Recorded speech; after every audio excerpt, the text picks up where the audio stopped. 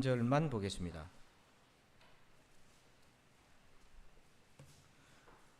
고린도전서 13장 7절 한 절입니다.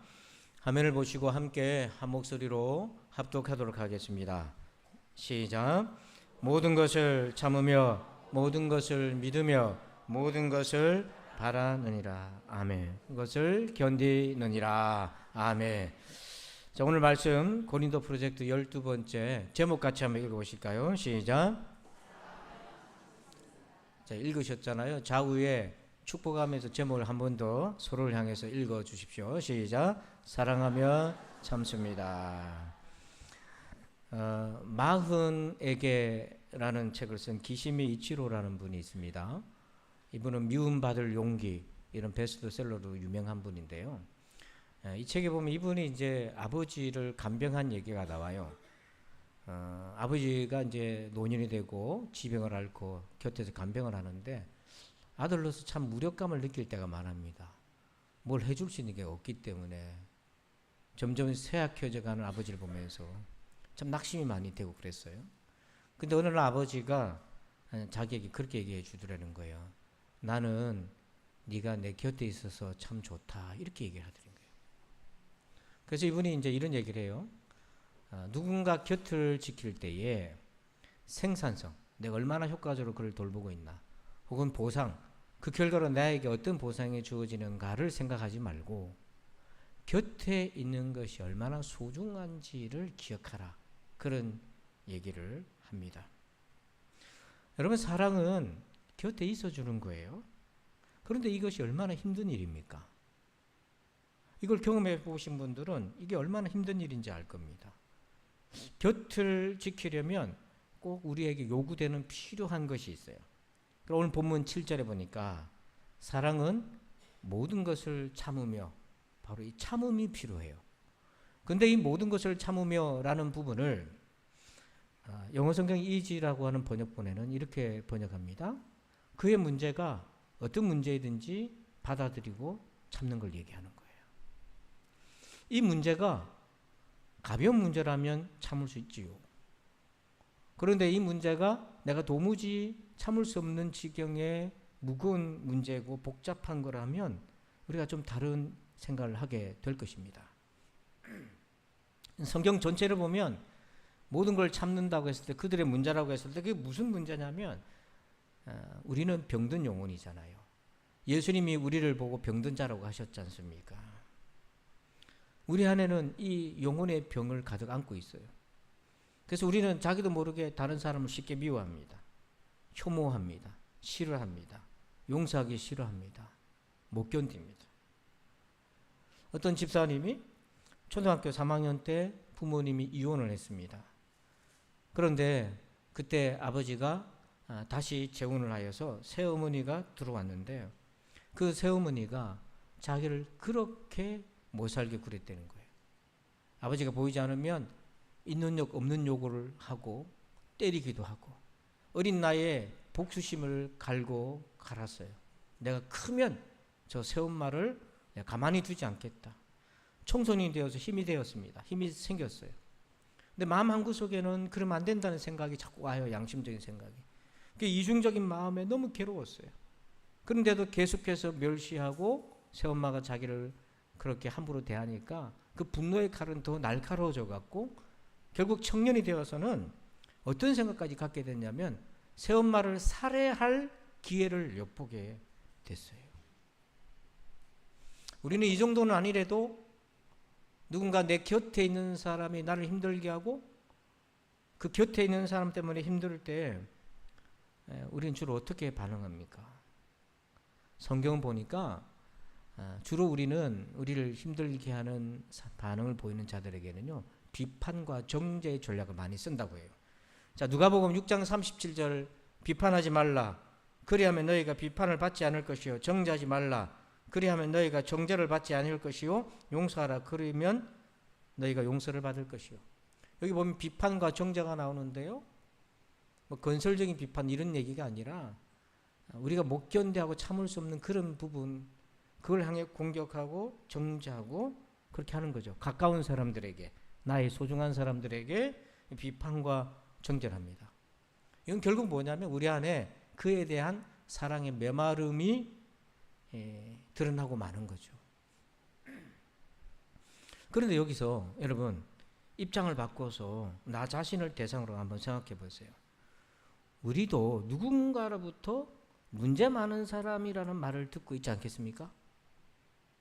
그런 생각 한번 해보셨나요? 저도 성도들을 대하면서 참 저런 성도 문제가 많다 이렇게 평가할 때가 있어요. 기도하고 마음 아파하고. 근데 거꾸로 저가 누군가에게는 골치 아픈 목사일 수 있지 않겠나 그런 생각도 해봐요. 여러분들도 한번 생각해 보십시오. 여러분 주변에 곁에 있는 사람이 참 나를 괴롭게 한다라고 생각이 들지만 거꾸로 여러분들도 누군가 여러분의 곁을 지키는 사람에게는 그런 사람으로 비춰질 수 있지 않겠어요? 자, 근데 여기서 이율배반 모순이 나옵니다. 그럼에도 불구하고 나는 이해받고 싶고 존중받고 싶고 용납받고 싶고 사랑받고 싶어 하잖아요. 이게 이율배반 모순이죠.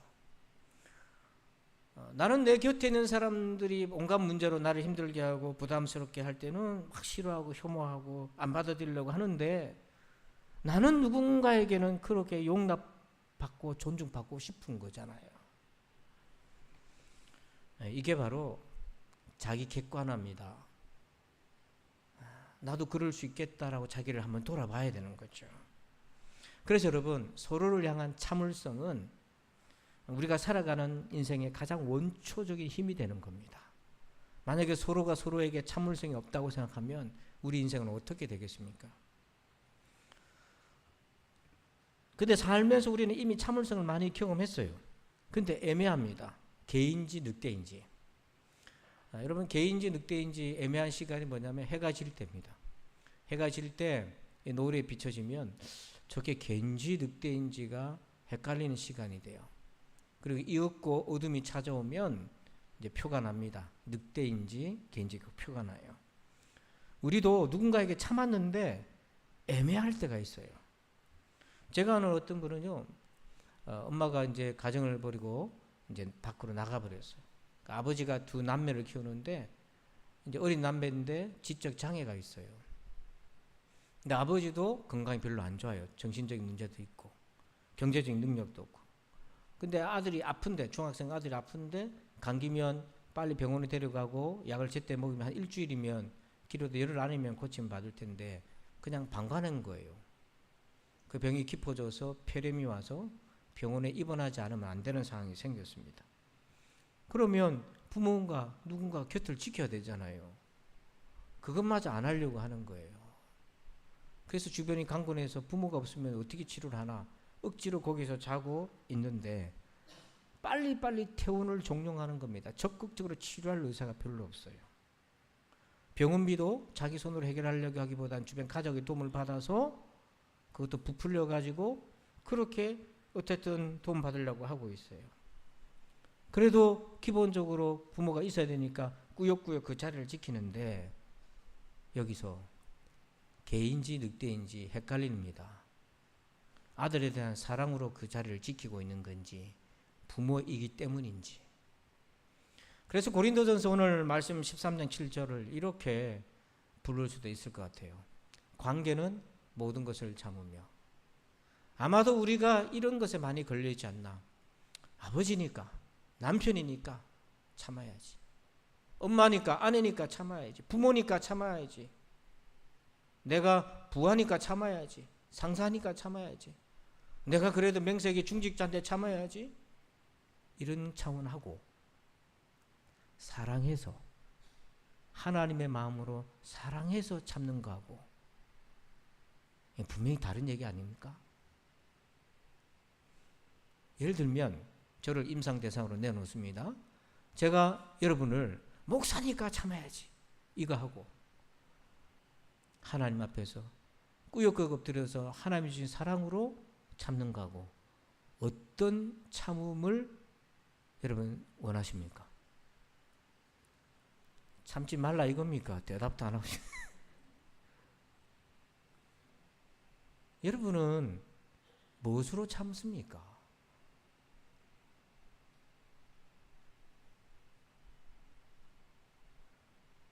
오늘 예수님은 사랑은 이라고 얘기하셨어요. 우리가 참을 때 얼마든지 관계로 참을 수 있지만 그건 주님이 원하시는 참음이 아닌 거죠. 엄밀하게 말하면 나를 위해서 참는 것에 불과할 수도 있습니다. 자, 그렇다면 우리가 이렇게 참으려면 뭐가 필요할까요? 뭐가 필요합니까? 이 참으면 힘든 건데. 자, 오늘 7절을 다시 한번 보시면 사랑은 모든 것을 참으며 라고 되어 있는 부분에 TLB라는 영어 성경에는 어떻게 번역을 했냐면 이렇게 합니다. 어떤 대가를 치르더라도 그 사람에게 곁에 있고 충성하고 참는다. 이런 의미를 갖고 있어요. 어떤 대가를 지불하고서라도. 자, 근데 우리가 누군가의 곁을 지키는데 어떤 대가를 지불하고서도 이런 경험은 사실 쉽지 않잖아요. 왜냐하면 내가 대가를 지불하는 것이 점점 커져가면 그 곁을 떠나고 싶지 그걸 누가 지키고 싶어 하겠어요. 그런데 이거를 우리가 누군가에 했다고 생각하지 말고 내가 받은 걸로 한번 적용해 봅시다. 나 같은 사람을 어떤 대가를 치르더라도 참아주신 분이 있다는 거예요. 그걸 한번 생각해 보자고요. 그분이 누구시겠습니까? 로마서 2장 4절 같이 한번 읽어볼까요? 시작. 혹 네가 하나님의 인자심이 너를 인도하여 회개하게 하심을 알지 못하여 그의 인자심과 용납하심과 길이 참으심이 풍성함을 멸시하느냐. 사도 바울이 예수님을 믿고 난 뒤에 어떤 은혜의 체험을 했냐면 여기 빨간 것이 한번 볼까요? 그 앞에 인자하심, 용납하심 같은 의미입니다. 사실은 길이 참으심이 풍성함을. 그러니까 예수님이 나를 길이 참아주셨어요. 근데 그게 얼마나 풍성했냐면 어떤 대가를 치르더라도 그 대가가 무엇이었어요? 예수님의 생명을 나를 위해 내어주신 거.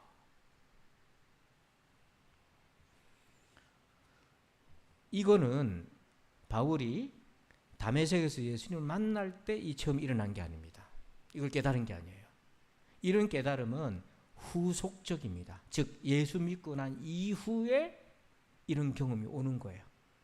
그래서 신앙생활이라는 거는요, 예수 믿을 때 뜨겁게 은혜를 받는 거기도 하지만 그 이후가 더 중요해요.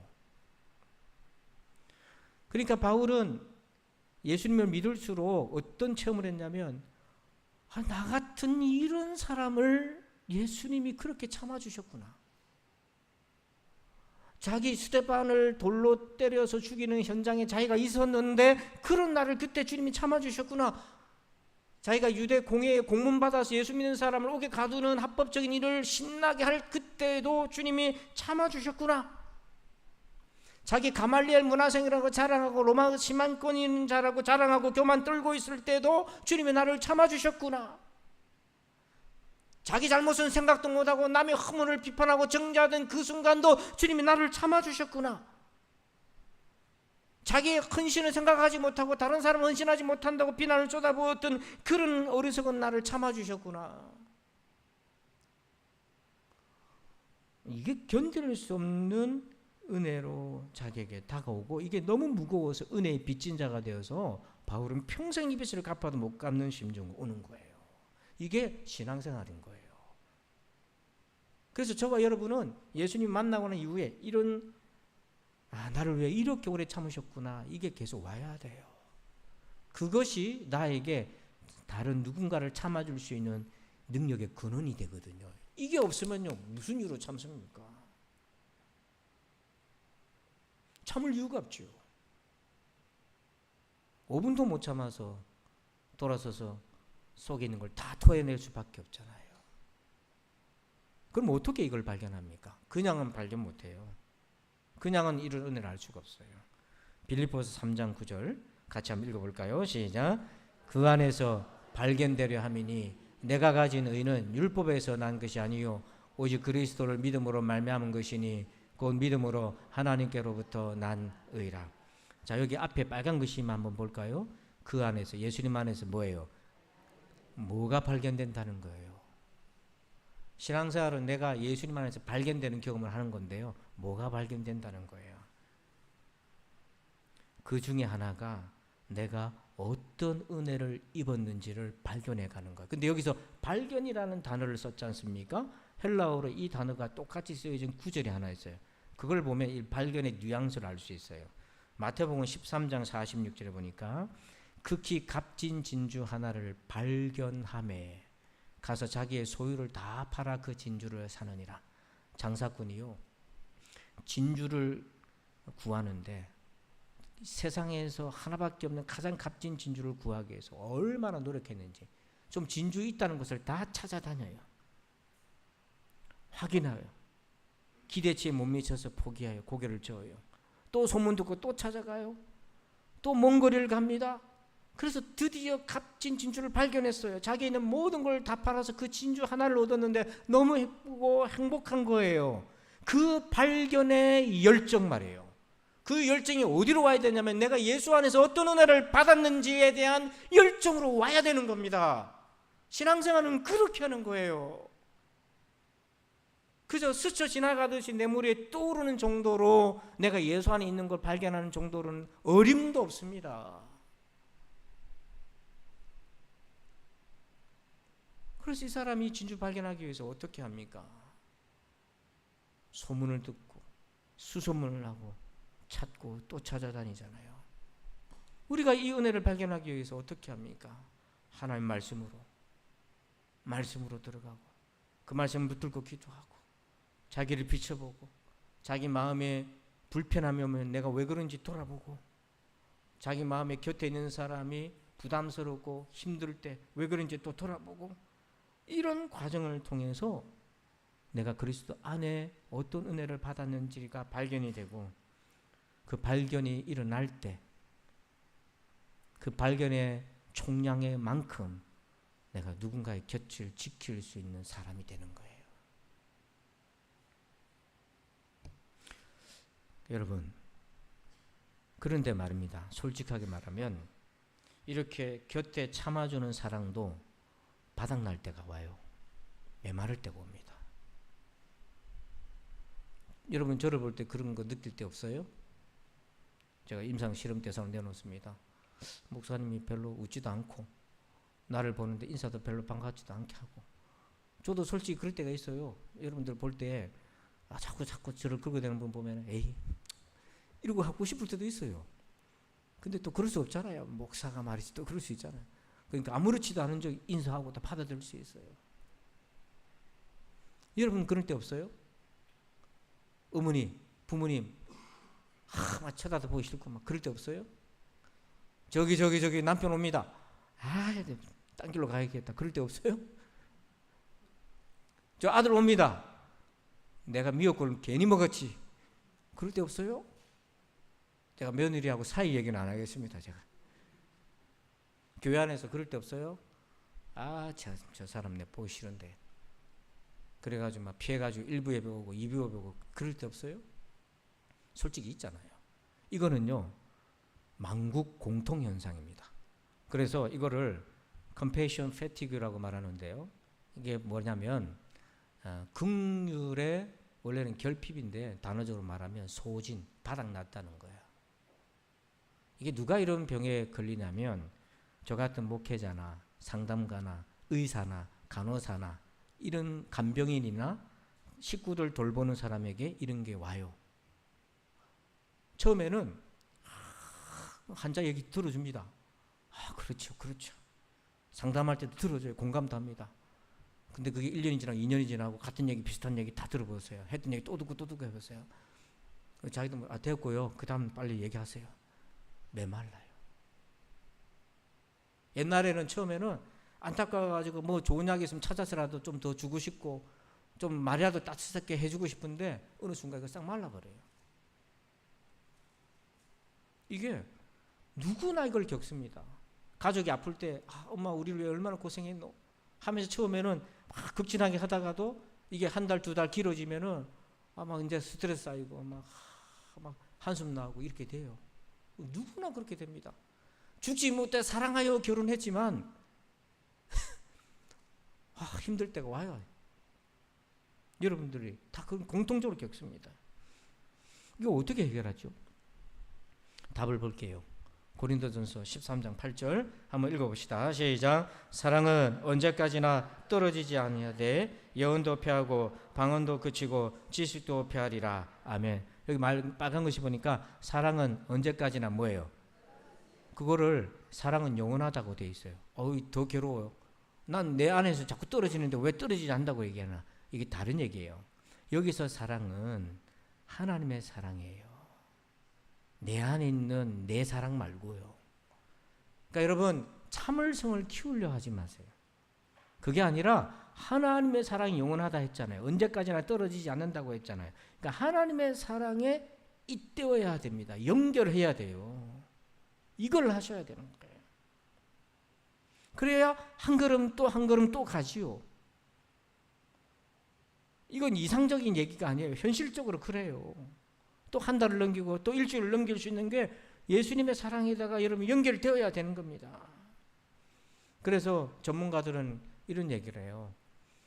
공감이 긍휼이 소진됐을 때 충전하는 방법을 셀프 컴패션, 그래서 자기 긍휼을 가지라 이렇게 얘기해요. 자, 사진을 보면 포옹을 하고 있잖아요. 누구랑 포옹하고 있습니까? 자기하고 하고 있잖아요. 거울에 비친 자기랑. 그 왜 이렇게 합니까? 여러분 자기를 비난하지 마세요. 여러분 누군가의 곁을 지켜주는데 여러분들 마음에 안 든다고 자기를 비난하거나 내가 이거밖에 안 되나, 내가 인생을 이렇게 살았나, 그러지 마세요. 도리어 사람은 다 그렇다. 누구나 다 그런 때가 오고 그렇다. 대신에 그래도 잘하고 있다. 이렇게 자기를 보다듬어 주는 시간이 필요하다는 거예요. 그러면 어느 정도 충전이 된다는 거예요. 긍휼의 마음이. 그런데 우리는 하나님을 믿는 하나님의 백성이잖아요. 지금 이 셀프 컴패션은 신앙이 있든 없든 긍휼의 소진을 경험한 자들에게 주는 전문가들의 처방이지만 우리는 하나님의 자녀잖아요. 하나님의 말씀은 한 걸음 더 나아갑니다. 자, 그게 뭐냐면 성경을 한번 봅시다. 마태복음 14장 23절 한번 읽어주세요. 여러분들만 시작.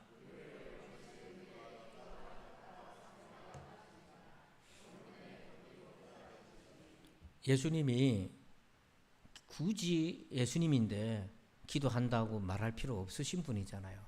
그런데 예수님이 뭐라고 하셨냐면 낮에 바쁜 사역을 다 보내고 제자들도 보내고 홀로 따로 산에 올라가 저물 때에 거기서 혼자서 계시고 기도하셨어요. 그때 무슨 기도하셨을까요? 여러분 그냥 한번 상상해 보세요. 무슨 기도하셨을까요? 어떤 분은 소나무 뿌리를 뽑았을 거다. 그래야 은혜 충만해가지고 내일 또 가서 병자도 고치고 하시지. 한참 8, 90년대 은혜 충만하고 막 기도마다 기도하는 운동이 일어날 때는요, 저 말씀을 저렇게 해석했어요. 대부분. 근데 오늘 말씀의 맥락과 비춰서 보면 저는 예수님이 하나님 앞에서 회복적 기도를 하지 않았을까라고 생각을 해봅니다. 생각해 보세요. 무리가 병 낫겠다고 예수님 막 찾아와요.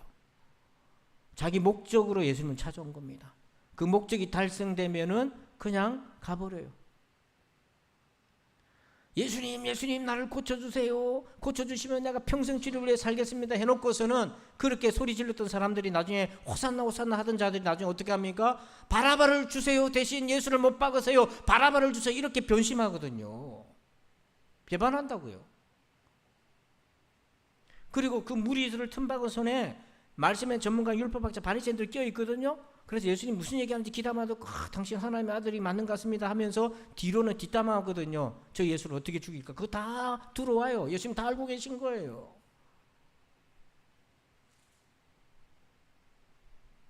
앞에서는 이렇게 하고 뒤에서 이렇게 하고 다 들어와요. 12제자라고 예수님하고 헌신하고 쫓아왔는데 말도 못 알아듣고 말귀도 못 알아듣고 핍박당하니까 다 도망가 버리고 주님 그거 다 적나라하게 보자요. 그러니까 예수님 곁에 있는 사람들의 병든 모습을 적나라하게 보고 계신 거죠. 예수님이 그들과 하루 종일 있으면서 씨름하고 밀고 당기고 하면서 그리고 조용해지는 시간에 하나님 앞에서 주님의 모든 마음을 다 내려놓고 주님은 인성과 신성을 가지신지라 그렇게 주님께 다 내려놓고 기도하고 하나님의 긍휼을 덧입는 시간인 거죠. 하나님의 긍휼을. 이게 참 신비로워요. 우리가 하나님 앞에 모든 문제를 내어놓는 게 왜 그렇게 중요하냐면 하나님의 위로하심과 긍휼하심을 덧입을 때 다시 내 마음에 소진되었던 사랑이 채워지는 느낌이 온다 이거예요. 그래서 다시 마음을 새롭게 먹고 또 한 걸음씩 하고 또 한 걸음씩 하고.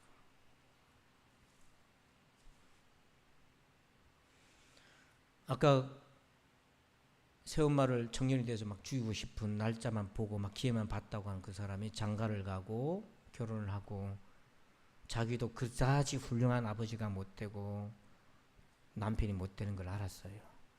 그리고 말씀을 통해서 자기를 들여다보니까 하나님이 이 불우한 환경을 허락하신 것이 자기를 구원의 길로 인도하심이라는 것도 깨닫게 되었어요. 그리고 그 안에 예수님을 만나고 나니까 새엄마가 나이가 들어서 젊을 때는 자기를 막 때리고 구박했지만은 나이가 되면 연약하니까 병을 앓게 되었어요. 그래서 이분이 그 새엄마의 곁을 지킵니다. 돌봐주고 나중에는 예수 믿고 복음을 전하게 하고 교회장으로 장례를 치르고 모든 걸 마쳐요. 그래서 땅에서 인연을 다 정리를 합니다. 끝까지 곁을 지켜줬어요. 여러분, 내가 사랑하는 사람에게 필요한 거는요, 어떤 우리가 생산성이나 도움이 되고 막 효과가 있고 이게 아니라 곁에 있어주는 거예요. 이때 필요한 것이 참을성입니다. 왜냐하면 그 사람에게서는 내가 참기 어려운 모습들이 자꾸 나오거든요. 그의 곁에 있으면서 그가 노출한 온갖 모습들에도 불구하고 참을 수 있는 거는 관계적인 의무가 아니라 사랑에 기초해야 되는 거예요. 사랑에. 이런 의미에서 보면 우리가 얼마나 사랑이 부족한가. 그러면서도 불구하고 얼마나 부족함을 모르고 사는가. 그래서 고린도전서 13장 7절 같이 한번 읽어봅시다. 시작. 사랑은 모든 것을 참으며. 기도하겠습니다. 아버지 하나님, 감사합니다. 우리가 얼마나 연약하고 부족한지, 사랑이 모자라고 메마른지, 곁에 있는 사람을 향한 참음의 그 능력이 얼마나 부족한지 하나님 이 말씀을 통해서 우리 자신을 바로 알게 하여 주시고 깨닫게 해주시고 한 걸음 더 나아가서 사랑은 모든 것을 참으며 이 말씀을 따라가고 흉내라도 모양이라도 내게 하여 주시옵소서. 감사하며 예수님의 이름으로 기도하옵나이다. 아멘. 우리 자리에 앉으신 채로 찬양을 한번 오늘 앞에서 불렀던 이 꽃들도 이 찬양을 부를 텐데요. 여러분 말씀을 들었지 않습니까? 말씀의 꽃이 여러분 속에 좀 피고 열매가 맺혀지길 바라는 마음으로 우리 같이 이 찬양 들으시고 축도로 예배를 마치겠습니다.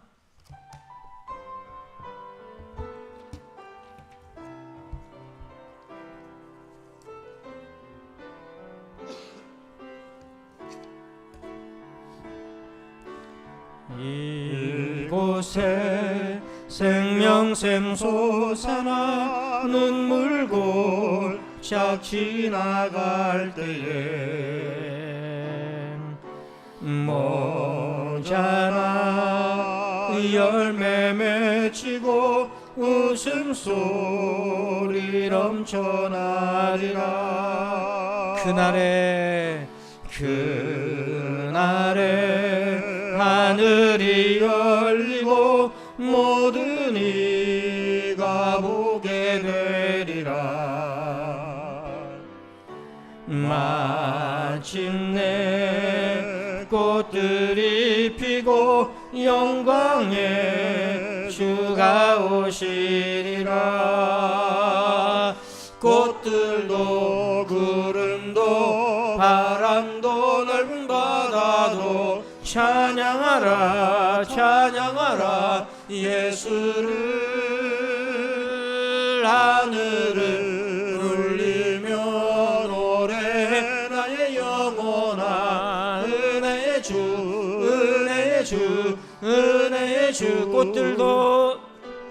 옷들도 구름도 바람도 넓은 바다도 찬양하라 찬양하라 예수를 하늘을 울리며 노래 나의 영혼아 은혜의 주 은혜의 주 은혜의 주.